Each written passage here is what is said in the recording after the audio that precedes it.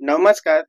YouTubeवर भारतातील सर्वात नावाजलेला प्रोग्राम म्हणजे इंडियाज गॉट लेटेंट. या प्रोग्रामचं तरुणांमध्ये खूप मोठी क्रेज आहे. या प्रोग्राममध्ये रणवीर अलाहाबादिया हा खूप मोठा युट्यूबर ज्याला मोदींकडून सुद्धा अवॉर्ड भेटलेला आहे. त्यांनी अतिशय खालच्या पातळीवरती जाऊन पूर्ण लिमिट क्रॉस करून आई वडिलांच्या संबंधांवरती खूप घाणेरडी टिप्पणी केलेली आहे. अशी टिप्पणी केलेली आहे की आपण बोलणे तर जाऊ दे, ऐकतानाही विचित्र वाटते. अशा वक्तव्यांवरती कुठेतरी बंधनं आली पाहिजेत. भारतीय संविधानामध्ये कलम 19 मध्ये अभिव्यक्ती स्वातंत्र्य सर्वांना दिलेले आहे. म्हणजे आपण काहीही बोलू शकतो, कुठेही बोलू शकतो. सर्व अधिकार आपल्याला संविधानाने दिलेले आहेत. पण बोलताना, वागताना आपली संस्कृती, आपली भाषा, आपली मर्यादा ओळखून आणि सांभाळून बोललं पाहिजे.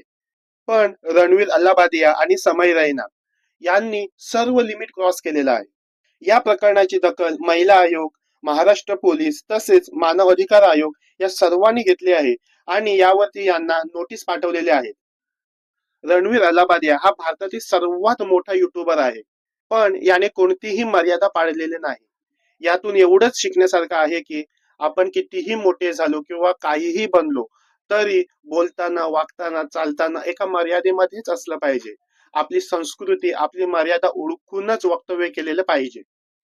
अशाच महाराष्ट्रातील, भारतातील तसेच जगातील सर्वात महत्वाच्या व्हिडिओसाठी आपल्या चॅनलला सर्वांनी सबस्क्राईब करायचं आहे आणि ही जर व्हिडिओ आवडली असेल तर या व्हिडिओला लाईक करायचं आहे. थँक्यू.